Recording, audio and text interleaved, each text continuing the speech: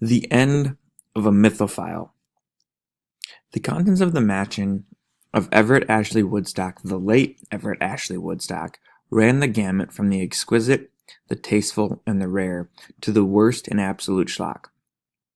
Everett Ashley Woodstock had spent a lifetime obsessed with mythology. Not all mythologies, however, not the meaning of mythology in history, or the art, or in the art, or in literature, but simply a total and exclusive devotion to the stories, characters, and artifacts of Greek mythology.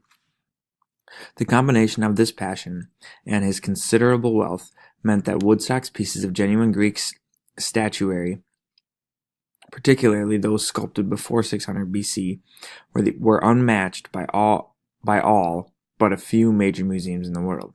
The same was true of his collection of Minoan pottery.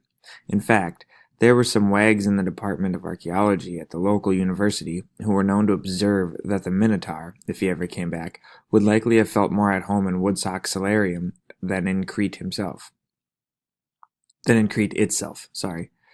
But there was another side to the Woodstock experience. As though to counter the exquisite beauty with which he had surrounded himself, this eccentric old man had dipped into the vulgar and cheap with a passion that outdid his artistic sense. For every genuine piece of sculpture from the Mediterranean, there were 2, 3, or even 4 huge and ugly plaster of Paris statues of the Greek gods or the Greek heroes or of the many virgin victims of Zeus. Each delicate face was overwhelmed on all sides by a gargantuan Ariadne or a puffy Chloe, or an ample-bosomed but vicious Phaedra. Chief Inspector Lawrence Darby contemplated this contradiction as he stood in the foyer of the Woodstock mansion, trying to stay clear of the bustle of the homicide unit doing its job around him. But the body of old Woodstock, so brutally murdered, had been cleared away and the coroner had left, but the blood, sticky now, still covered the floor, and the photographers and lab technicians continued to comb the place, searching, dusting, photographing. Chief Inspector Lawrence Darby knew they would be here for a long, long time if every piece had to be checked. In the foyer alone, there were 7 life-size statues, each representing a principal character in the gruesome story in the House of Atreus, and another set showing Jason and the Argonauts. Over in the archway knelt an obsequious Paris, holding a huge golden apple. "Must have taken a few tons of plaster for that one," Darby said to the photographer, who had just taken a third shot of Paris's bare bottom. The photographer looked up quickly. She was embarrassed. "I didn't see you, Chief," Kennedy said, to get pictures of everything from every angle. "So, did Kennedy tell you to get some shots of that broken display over there?" Lawrence Darby wanted to know. Someone, probably the killer, could not tell junk from glass. "That vase left behind in the case looks Minoan to me." Kennedy was Detective Bernard Kennedy, newly promoted, recently assigned, and perpetually and painfully eager. He was out in the solarium trying to begin an inventory of the Woodstock collection. The photographer was hustling off to shoot the display case when Detective Kennedy suddenly materialized beside a statue of Thyestes that was painted amateurishly in a garish red. "You should see the stuff in there, You should see the stuff in there, Chief," he blurted as soon as he saw Lawrence Darby. Kennedy always seemed to talk extra loud around his boss. It made Darby feel just a bit older than he was. "There's all kinds of broken cases." Detective Kennedy didn't slow down easily once he got excited. "And some of those big statues, I guess they were just too big for the killer to carry on. You should see this one. Damocles. Damocles," Darby corrected. "Yeah, Damocles."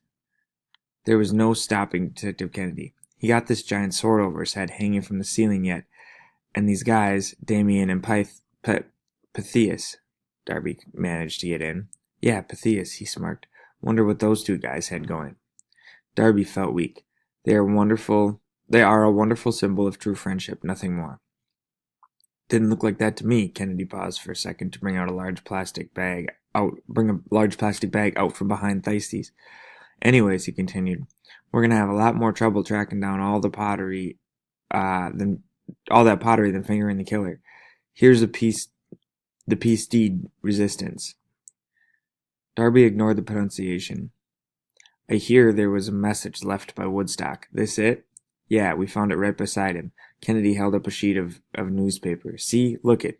Printed in his own blood. Venus. With his own finger, too. Must have. Darby looked away. He hated the sight of blood. Kennedy wasn't finished. And here's your killer. He held up he held out an engraved, ebony-handled riding crop. The initials TFW were very clear. This is what we found behind the statue of Venus over there. There's blood on it. Or I missed my guess. But it's the old man's too. Anyways, TFW has got to be Terence Frederick Woodstock. That's the old man's nephew. Find him, and I'll bet it's a case closed. Darby paused a moment or two to let his young subordinate wind down. Detective Kennedy, he said, I think you're looking at a frame-up, a clumsy one, too, I might add. What do you mean? Kennedy was indignant. It's plain as day. The old guy writes a message in his last seconds. He uses his own blood.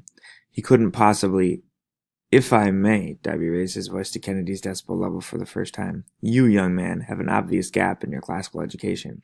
Unless it's filled, you're probably going to arrest the wrong person. So the question is, what did Lawrence Darby note that Detective Kennedy seems to have missed? This is one of the questions on your inferencing page, your worksheet page. There are also 3 of them via Edpuzzle. They're listed at the right. If you're reading this not with Edpuzzle, they're on a sheet of paper. Additionally, there is vocab.